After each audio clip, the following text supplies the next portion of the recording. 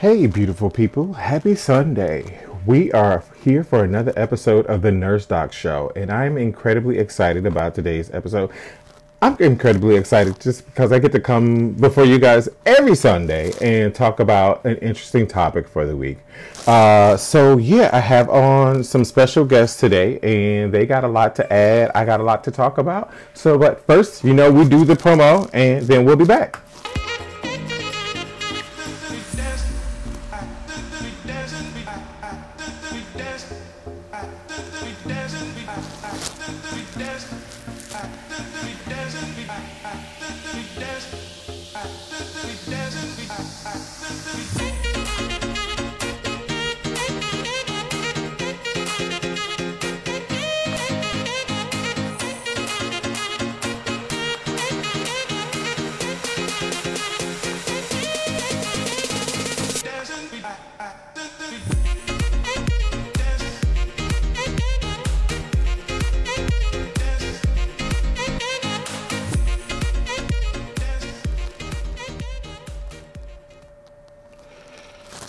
Okay, so today is another nurses town hall.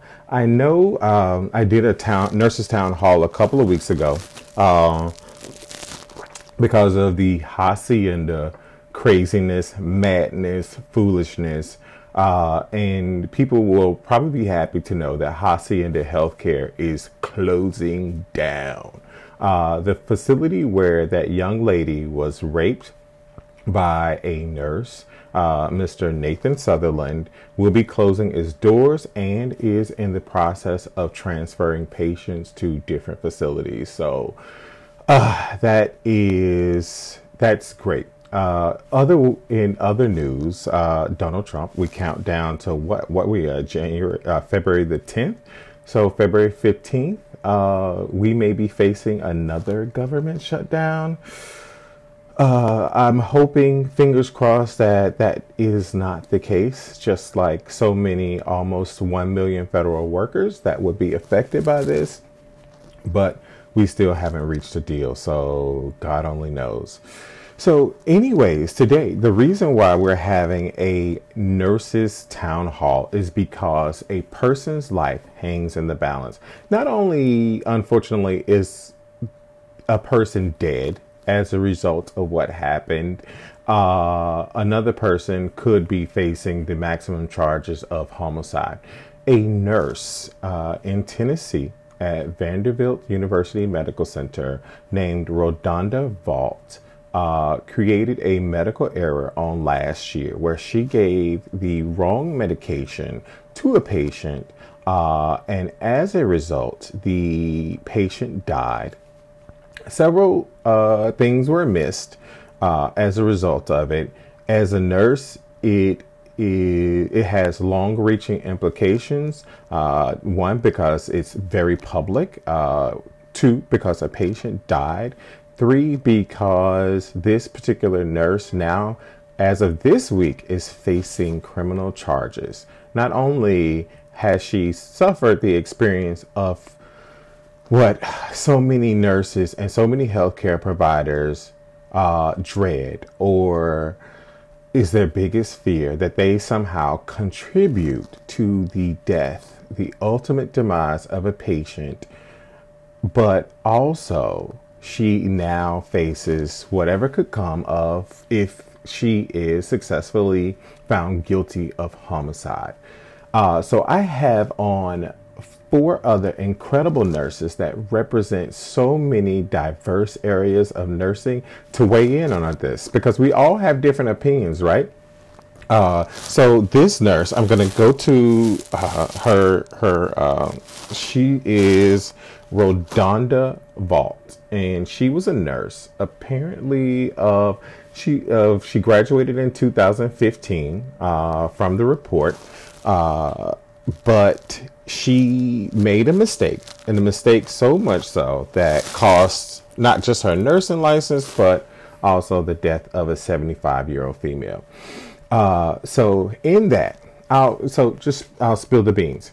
the nurse was working in the neuro ICU. She was precepting that day at Vanderbilt University Medical Center. She was required to go down to radiology to CT scan, where the patient was to be given Versed. The patient had a known diagnosis of claustrophobia, and the provider had written for the patient to get Versed. Once downstairs, or wherever radiology was, she attempted to pull the Versed from the Pyxis, from the medication machine. It didn't show up. She did a process that a number of people have to do sometimes, or choose to do in giving medication. She overrid the medication because she was at different Pyxis. The medication that she pulled out instead of Versed was Vecuronium or Rocuronium. So Rocuronium, for those people who don't know, is a paralytic. It is a very powerful and dangerous drug, unfortunately. So the nurse prepared the drug per the medical instructions of reconstituting the medication, and she pushed the medication via IV in the patient. The patient was then in the CT scan where we do scans of people's body. It's a test like radiology. And unfortunately, the patient died. And when they pulled the patient out of the CT, they attempted to do CPR, but were unsuccessful. So the lady passed away. So yes, so I have on tonight, I have Pat McMurray. He is a social media guru. He's a open heart nurse. Not only that, he's been a travel nurse. He's also helping teach new nurses in the clinical setting and academic setting to become future nurses, right? Because we're almost like 4 million strong as registered nurses. So he's on talking about it from his perspective. We also have Jasmin Waterman. I love Jasmin. I'm so glad that she's on. Jasmin is a nurse educator, not only in the acute hospital setting, but also in the clinical setting as an academician. So she brings a wealth of knowledge as a nurse who left the bedside just several years ago, but one who is teaching nursing students, who's teaching new nurses, and who is overseeing policies in very large health systems to bring her perspective about what happened and what she thinks is the outcome. Then I'm also joined by Ian Saludares. Ian is not only my brother in the American Association for Men in Nursing, but he's also a administrator for a very large health system here in New York City too. Over the course of his experience, he has a wealth of knowledge as both a critical care nurse and cardiac. As you all know, I'm a cardiac nurse, and that's my passion. And also from a management perspective. Then finally, I have Akeem Moss on. Akeem, my brother Akeem, he's a nurse. He's been a nurse for several years, still relatively new in the face of those of us who've been nurses plus 10 years. But he works in quality assurance. So he kind of brings another perspective as not just a relatively new nurse, but also someone who sees different problems and different issues that get escalated. So I'm going to go ahead and bring them on. Please forgive me. I'm trying to do a lot, as you all know, normally. All right. Hey, guys, is everybody on? Except for me. Hello. Perfect. All right. We got everybody on. Yep, I'm here. All right. I apologize. I got a little long-winded because this topic is so close to my heart. Not just one, because I feel like in my role as a professional, I am a huge proponent for nurses. And I think I'm sure anybody who is in this profession, but I feel like I go hard for nurses. If I can lay down and do anything I can for a fellow nurse, then I'm doing it as best as I can. So this nurse's life being hung in the balance is very concerning for me.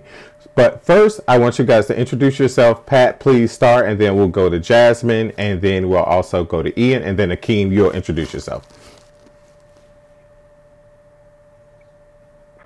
Pat, are you there? Pat, definitely go ahead and introduce yourself and tell people about your experience and what you bring. My name is Patrick. I'm 26 years old. I've been a nurse for about 5.5 years. I have worked in CVICU. I have done travel nursing, as I said before. And I also am on Instagram. I'm known as @PatMacRN, and I've started my own nursing blog. And I also currently a grad student to learn how to be a nurse educator, but I teach part-time pharmacology online for a community college. So I've kind of done a lot of different things, but yeah, I'm excited to be here. Thank you, Pat. And so then we'll have Jasmin Waterman. Hi, everyone. My name is Jasmin Waterman. I'm a nursing professional development specialist. It's in the branch of nursing education. I've been a nurse for about 15 years, well, 15 years, and I've been in education for about 8 years. Initially as adjunct instructor, and now I'm in the role at a metropolitan New York City area teaching hospital.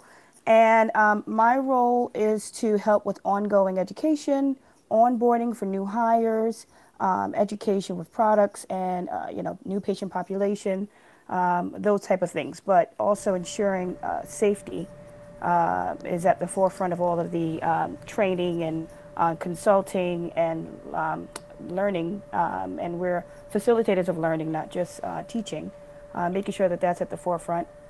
So that's my current role. It's more to it, but that's the gist of it. Oh, you're a big wig in nursing. Yes, Jasmine. So then we'll go to Mr. Ian Saludares. Hi everyone, I'm Ian Saludares. I've been a nurse for more than 20 years. I feel that too old already. But the last 8 years, I've been in nursing leadership and administration. Like was said, pretty much my background has been in critical care. So currently, I'm a patient care director for one of the critical care service line in one of the healthcare system here in New York, and also very active in New York City Men in Nursing as their current president. Fantastic. So yes, thank you, Ian, for taking the time out on a Sunday night. And last but surely not least, Mr. Akeem Moss. Hey guys, how's it going? I'm Akeem. My background is psych and med tele. Been a nurse for 5 years now. I'm currently working in like what you said, quality and compliance. And that's just kind of my focus right now. So I see a lot of things. Been a nurse for 5 years, but have seen a good bit of the gamut in the time period.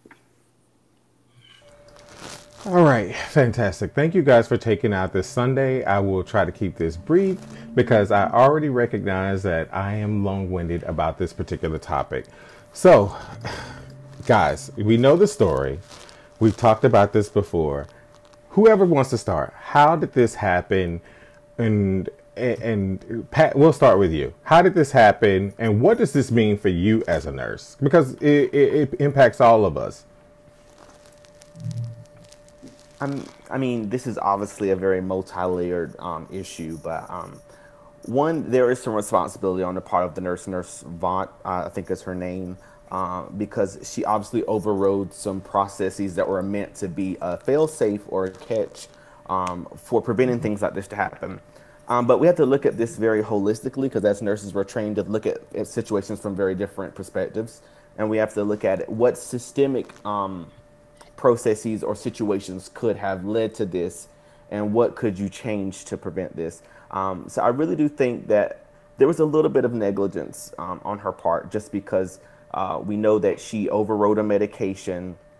And we know that when you overriding a medication is a necessary part of the nursing process because sometimes we need medications emergently. But, you know, we have to assess, was this situation emergent?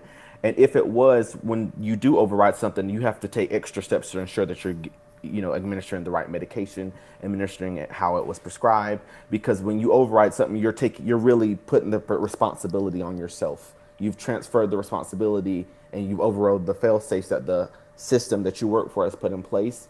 And you're really taking that onto yourself. So there was a little bit of negligence because when you pull out any medication, you should double check and verify, not only with yourself, but even with another nurse. So that's something that could have prevented this.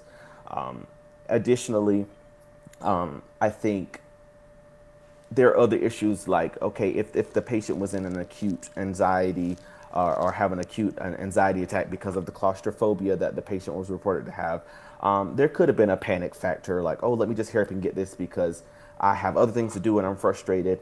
So I think that there's this expectation for nurses that we don't make mistakes, but the reality is that we do. We're human just like anyone else. Yes. But yes, I think it's very multi-layered. Yeah, I mean, in this particular case, this nurse had made a horrendous mistake. And Jasmine, I am so interested in hearing your perspective as a nurse educator in a facility, because you are maybe not directly precepting, you oversee preceptors, and this young lady was a preceptor. So she was at that particular day, she had a preceptee. And while we're not sure if the preceptee was knowledgeable about how to do overrides, but overriding can be a bad practice, as we all know, unfortunately. And in this particular case, it was such a bad practice that it caused the death of a patient. So as a nurse educator, how does this impact you? Not just as just a nurse educator, but as a nurse, as a person. See, I'm clutching my pearls here because, I mean, there's you Grab 'em. as the nurse. There is you as an advocate. When you have your family member in the hospital, I know me. I'm all over the care of the staff who are dealing with my family when they're in the hospital because I know these things can happen. 2018 stated that, medication errors were the third leading cause of death. And so 250,000 something people die, per year related to these type of things. So they happen. So is it related to a systems error? Sometimes you have not the right proper mix of staff. Sometimes you have not too many staff available. And sometimes you have somebody working in an unfamiliar territory that sets up a recipe for disaster, the whole Swiss cheese model. Then you have someone who is, or going rogue, thinking they're untouchable and that they can just do anything. And the other component is, what was orientation like for this nurse who is here on the chopping block, where they taught, the rights, went from 5 rights to 6, it might be about 7 now. But when you are administering something and you don't know something, especially if you're precepting, you're telling that new nurse, you need to know the mechanism of action. You need to know the type of drug classification before you even give it, because now patients are huge consumers of health care, and they will quiz you on questions about their health. So you need to be prepared when a patient is even talking to you. So if you are a senior staff, if this is a unit that she works on, she should be familiar with the drugs. If it's not a unit that she works on, that would be highly unlikely in such like a specialized area. But you're going into a place where you have to override. The fact that you have to override, that's saying high risk already. One of the, there's many type of drugs that are high risk that you need to have a second person do a double identifier on, and that may not be the process in that hospital. But is this an emergency that you're dealing with? There's this person not breathing, do not have a pulse. If they have those things, take a time out, take a deep breath, have a mindful moment, and figure it out. And why is there that I can't get the drug out? Why is it that I'm not finding the name that I'm used to finding? There's lookalike, sounding like drugs, and Versed is a little far stretch from, the Verconium or, like a Rocuronium type of substitute alternative. So that in itself was crazy. And then whatever drugs you're giving, some institutions have things like titration lists or IV push lists. There's monitoring attached to high-risk drugs. And what kind of monitoring are you going to do for said high-risk drug? And if you're not considering that, but you're going to leave somebody into a device that, they need to respond, you can't really see their eyes up close because they're in a machine. Right. That is troubling. So my last statement is that, we teach preceptors to think of the brand new nurse, take them from the beginning, not speeding through things, see them actually administering, tell them why it's important to monitor and not just be all about tasks. And is there policies and standards in place? And I'm not sure if that person did that. So that it's a little troubling. Right. Thank you, This Jasmine. person's not under 1 year. Right. And she's not a brand new nurse. She wasn't new. Right. Like we said, she graduated in 2015. She had some level of experience to be precepting a new nurse on the unit. So that kind of like gets taken away. She was a staff nurse. And while Patrick didn't touch on it, being a travel nurse has its own implications about, how aware of the policies you are and kind of being thrust into so many different areas. So Ian, as management, and your role, tell me about how does it impact your role moving forward? What does it do for you as not just a person? Because this right now affects all of us as a person, but as a nurse and in a leadership perspective. Well, any situation, when I talk to my team, like I said, for any unfortunate incident that happened, like this, a big medication error, the first question is not to to point fingers, right? To put blame, but what could we do to make sure that this doesn't happen again? Because like I said, when I heard about this situation, there were like certain basic things that in my head, that could have been avoided if they were in place. First, the nurse had to override the medication, meaning that the order was put in by a physician, but obviously it's not on the profile of the patient, most likely because pharmacy hasn't double-checked the order and hasn't profiled the medication, so now it's available for the nurse to pull on the same patient profile. That's the first thing. And on the detail that the patient is coming from a neuro ICU, being transported to a procedural area, my next question is, and I'm making assumptions here, but based on the stories that I've heard, the patient should have been on a monitor. So if anything happened, a basic pulse oximetry and EKG when they are in a procedure, they would have been alerted right away if there's something is going on, right? Because the effect of this medication is almost, 2 minutes to very quickly, they would have seen something was wrong with the patient. But that being said, like I said, we know it's all an unfortunate incident, and I'm sure the nurse is devastated, right? We're past that. But as a nurse leader, what do we do to move forward to make sure that we have put in place some processes and policies in place so that we don't have to experience this again? We don't put our nurses or our frontline staff in a situation that they need to do workarounds. Because like I said, overriding the medication is one of the workarounds, right? Like I said, I don't know if it was an emergency because it seemed to be a routine procedure, but that medication should have been profiled, it should have been pulled out.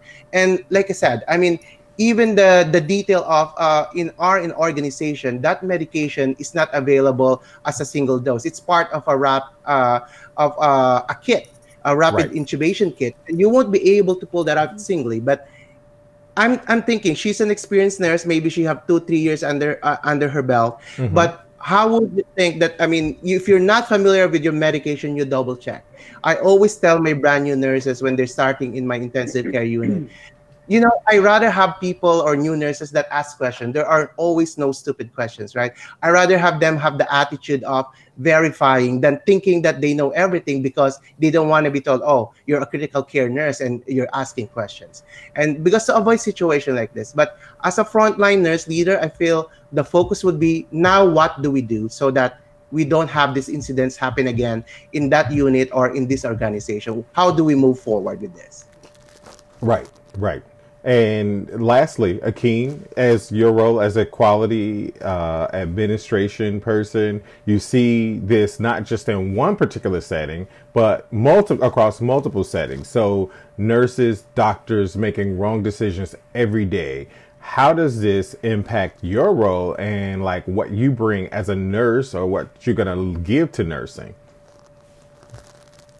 Well, one of the things you definitely look at is the policies, like Ian said, what were the policies that the facility had in place to protect her. But at the same time, she overrode a system, which was the safeguard for her to keep her safe. And she did not take the time to actually look at the medication she was giving. And two, I know they said that she had to do calculations, but while you were calculating, you did not take the time to scan a barcode.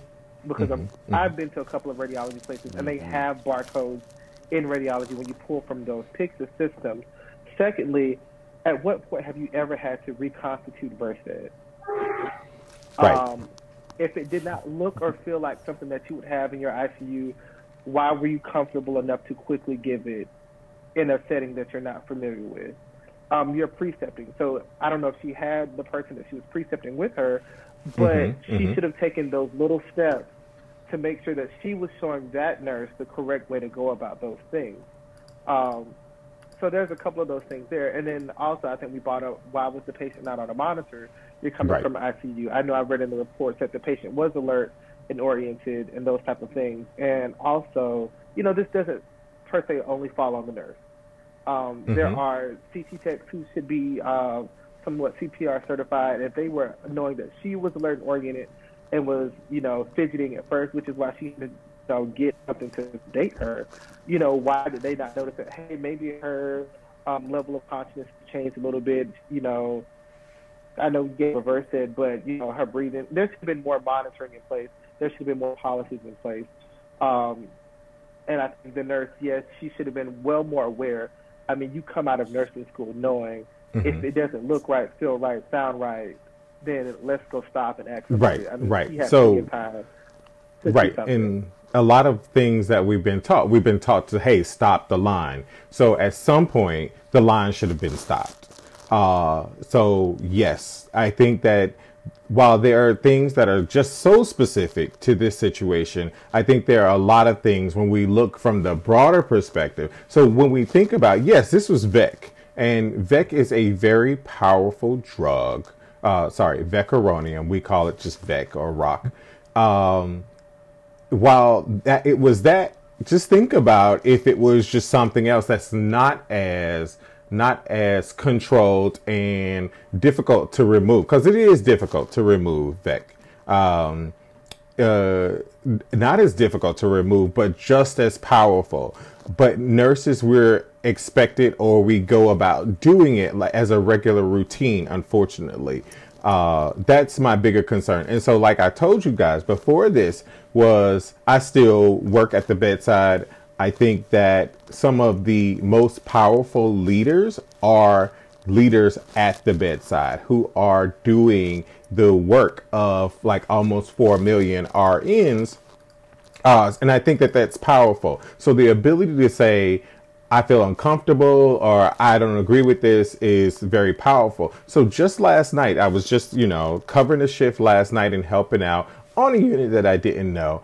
The first thing that was mandatory that I like threw a fit about was I needed a scanner to scan medications. I'm not giving out even IV like saline without a scanner, you know. So this nurse had no scanner, even though she worked in an institution where when patients are prescribed a medication, to give the medication, you scan the patient, make sure it's your right patient, and you scan the drug. Those part of the processes were missed, right? So again, she didn't take a look at her thing, but this isn't just happening at Vanderbilt. This is happening everywhere. Like Jasmine said, over 250,000 people died last year.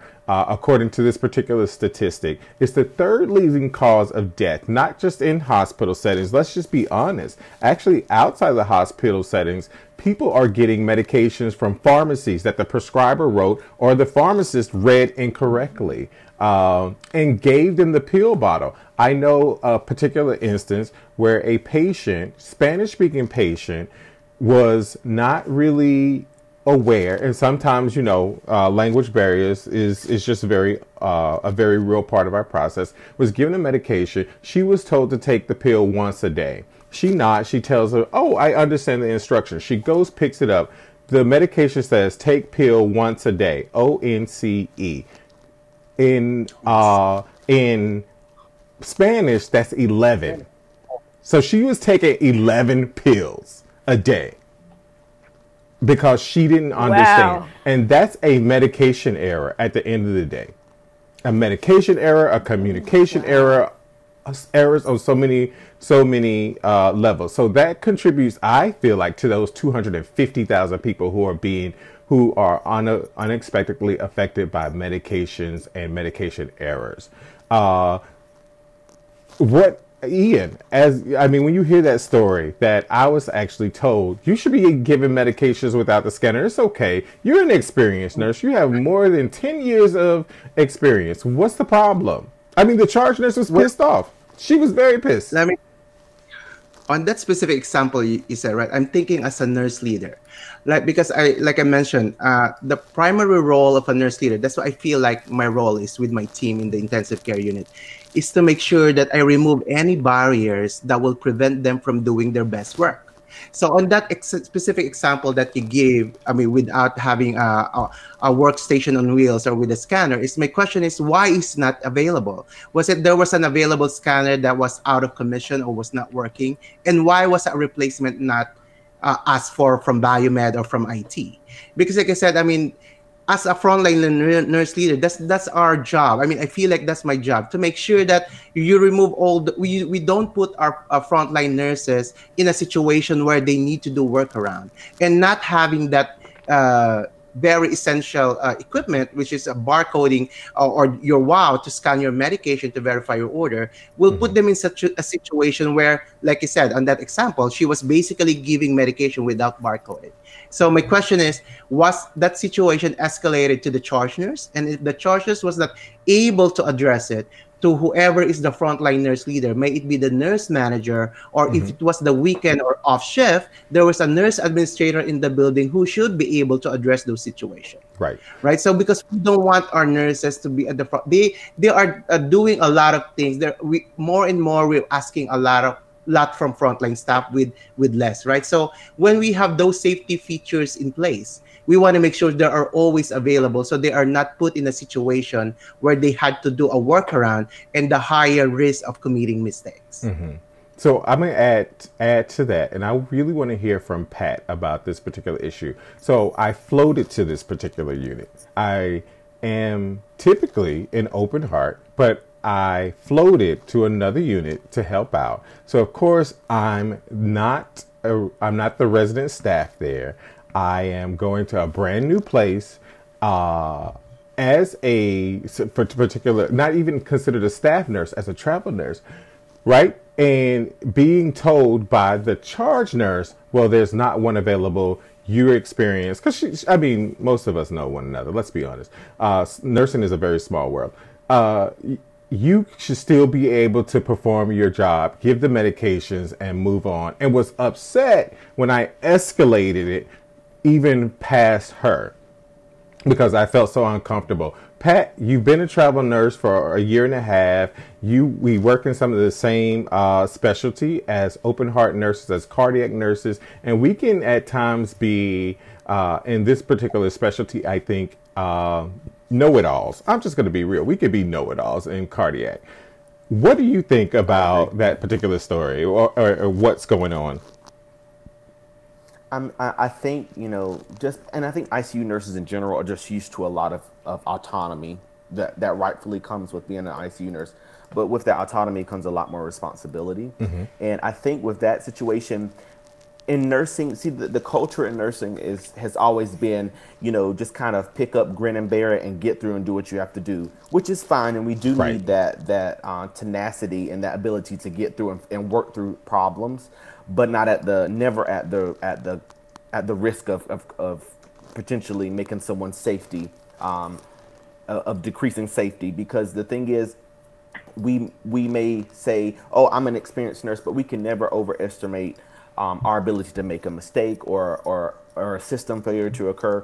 So I think that's something we're going to have to change in the culture of nursing, is that we can't, when resources aren't available, we have the right to demand that we have the resources to do our job. And I think for so long we've been forced to do workarounds or to do whatever to make it work, that now we expect that from other nurses, and it's compromising safety, and it's compromising people's lives.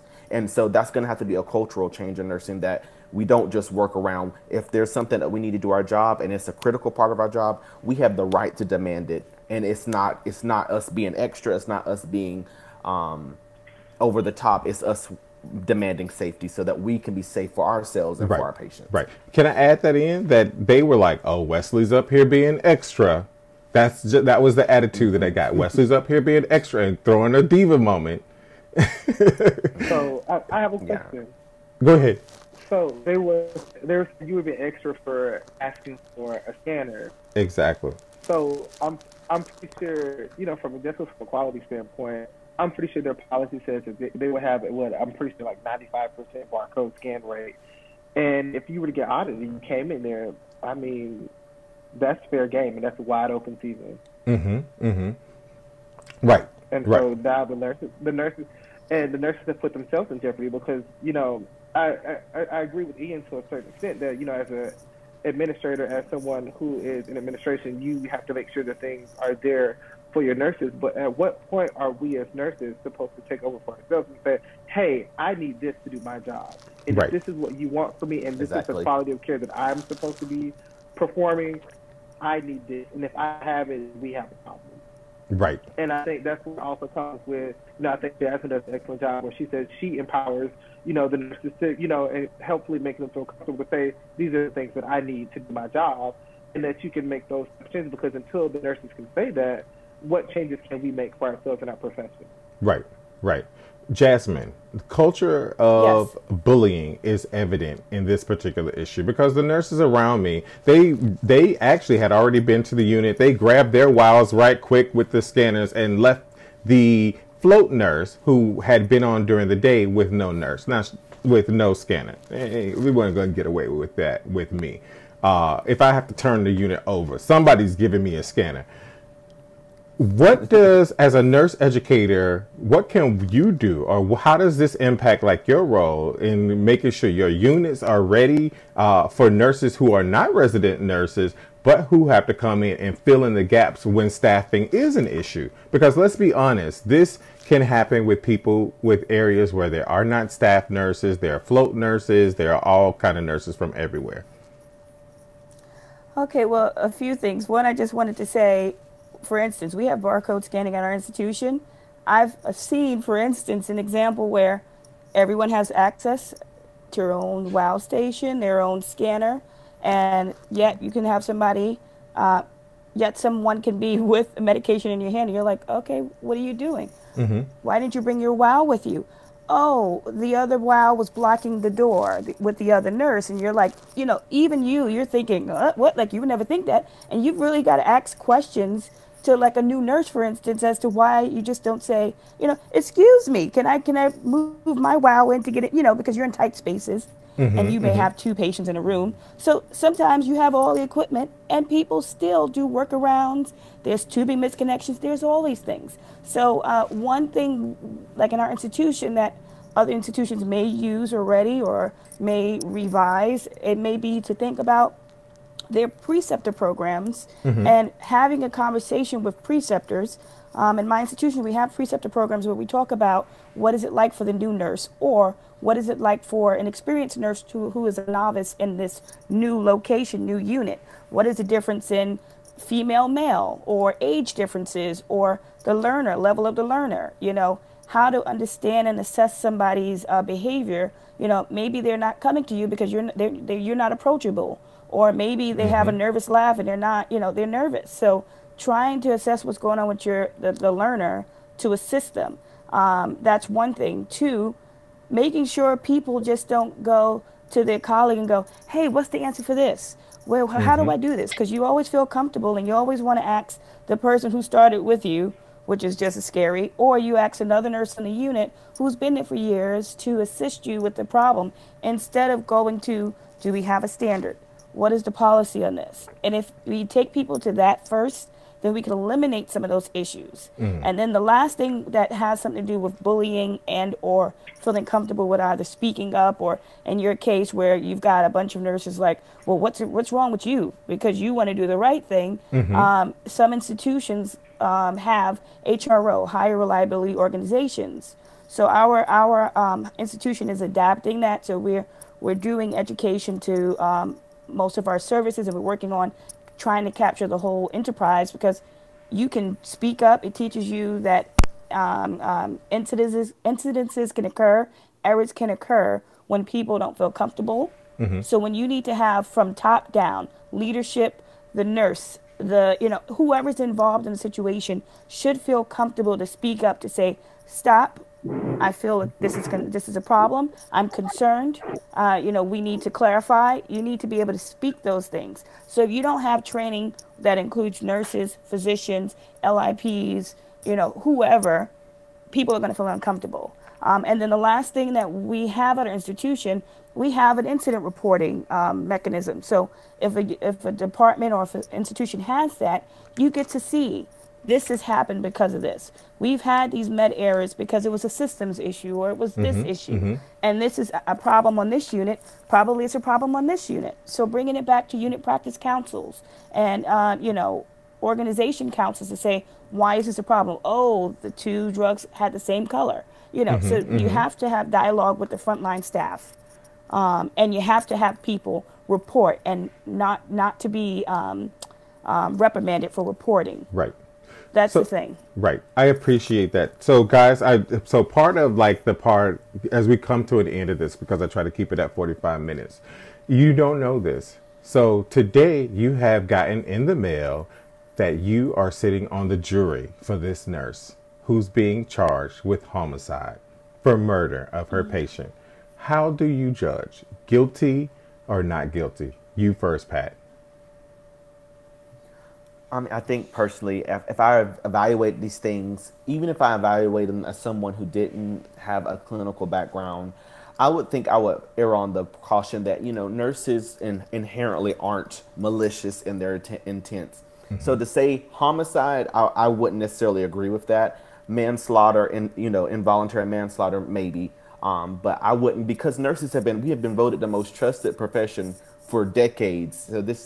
So it would be hard for me to believe when I look at this situation that she intentionally did this or that this was malicious in any nature. So I wouldn't feel that the sentence or the proclaiming her as someone committing homicide would be appropriate. Not guilty. Maybe involuntary manslaughter. Yeah, pretty much not guilty. Yeah, Jasmin, I wouldn't necessarily be quick to judge her.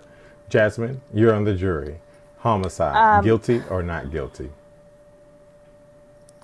Yeah, I'm not a fan of the homicide word. I think we're not fans of a lot of ugly words. Just like we're not a fan of the I'm not word rape. fans of that. The patient is dead. We can't bring this patient back. Right. The family has lost a loved one, and this is also will impact that nurse the rest of her life. Should her license be taken away? Yes. Should should she go to jail? Yeah, that's a tough thing. And I think, that's a tough thing. The homicide, I need all the terms because I've had family who were, victims as a result of crimes. And you're sitting up there with these terms of, does everything align with this term? So I have a hard time with the homicide, but yes, did she kill a patient? Yes. Did she bypass policy, nursing processes, assessment, critical thinking? Yes. Right. Definitely. So you're saying not guilty. Ian? I would have chose a different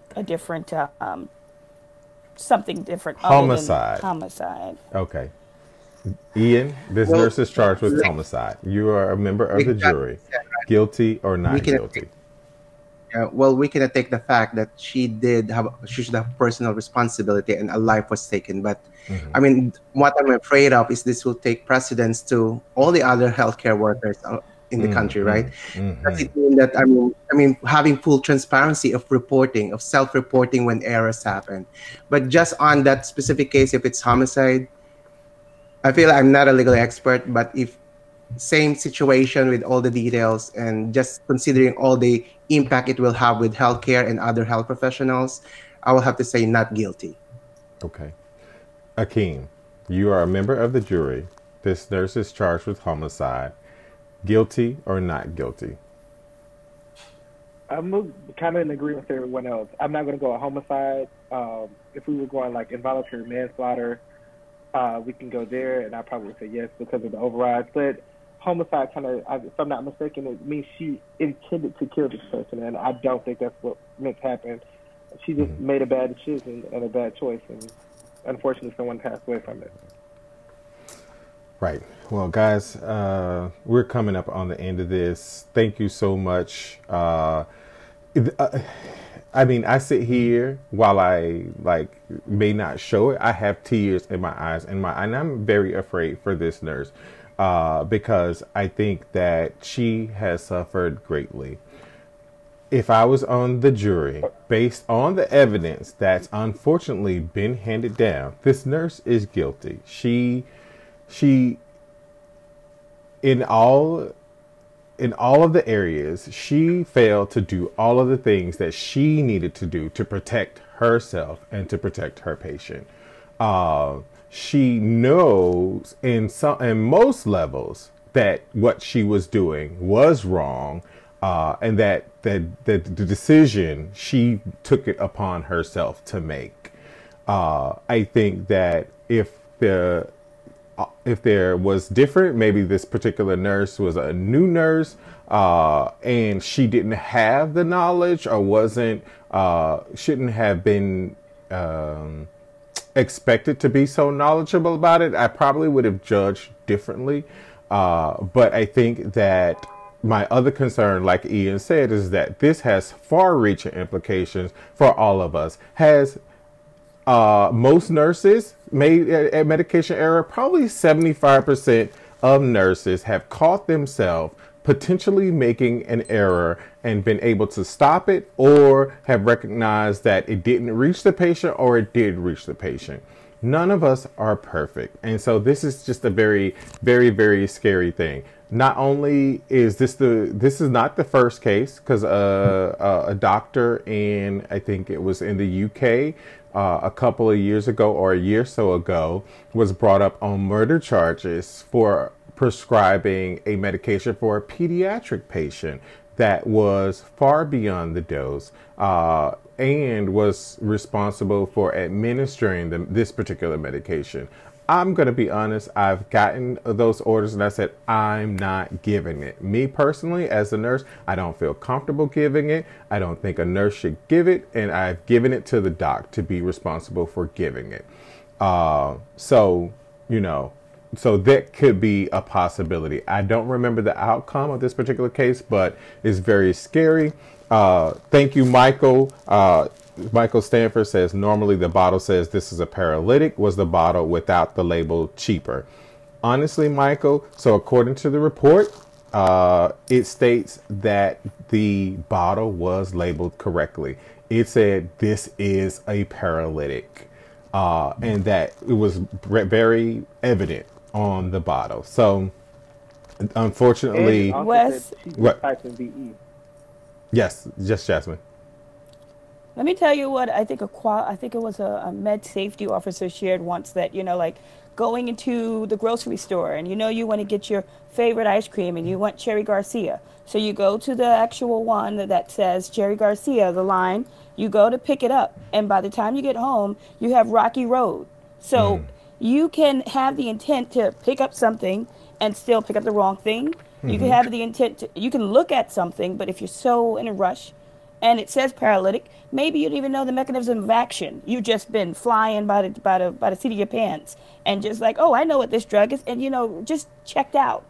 So, the mindfulness component, people have had wrong limbs operated on. I mean, timeout is a key thing now, but this is a tragedy, but hopefully this will encourage some more dialogue in hospital settings or medical facilities, and let people see, what can we do differently? Right. How could it have gone differently, Right. I will say, too, to add on to that, the article that I read, she actually didn't even type in %. She typed in VE and then selected what came up. Right. And that's how she ended up with the zirconium, because she just typed in VE at the Omnicell or the Pyxis system, and that's what it dispensed to her. So she didn't even type in %. She just typed in VE. Right. Right. And that I'll be honest, from just my own experience, that happens a lot, that you type in the first couple of letters. Like, how many of us actually, and I don't know about you, but if I'm looking for Precedex, I don't remember to press in DEXMETHANORS.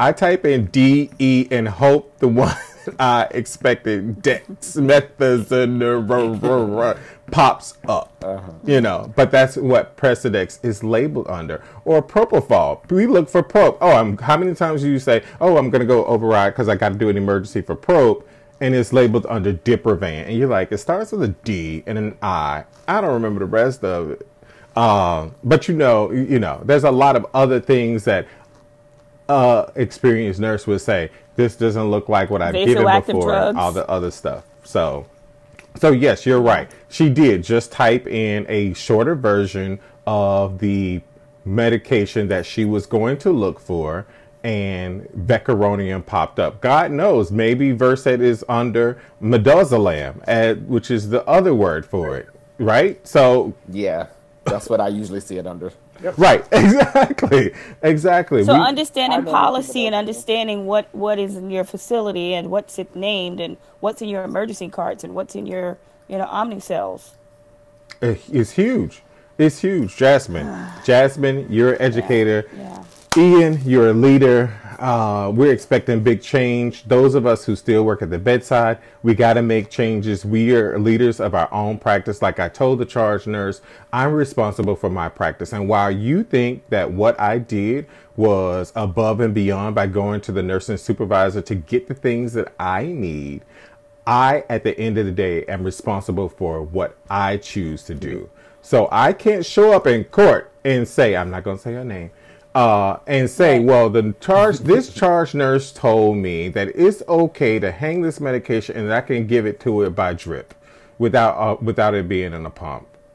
The judge is going to be like, you're an idiot.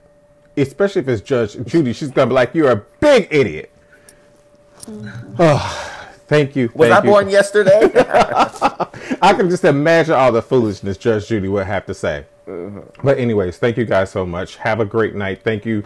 Thank you. Go out and continue to save lives and do the great work that you're doing. Thank you. Thanks for the opportunity, Wes. Thank you. You're welcome, guys. Yeah. Okay. All right. There you heard it. So, yes, let me bring up all the stuff because we are at the end of this program. Thank you guys so much for joining in. Oh, that was wrong. So thank you guys so much for joining in. This was a very, very interesting conversation. A lot of people are talking about it in healthcare because it makes a lot of us scared. Nobody ever wants to hurt their patient. None of us are ever malicious. Errors happen, and people's life hang in the balance. This particular nurse's life hangs in the balance, and we are all basically sitting and trembling in our boots for what our fellow colleague is experiencing and what this family has experienced. Thank you guys so much for joining us for really what I feel like is a powerful episode for me and probably almost 4 million registered nurses in the world, because we don't know what's going to happen. So see you next week. All right.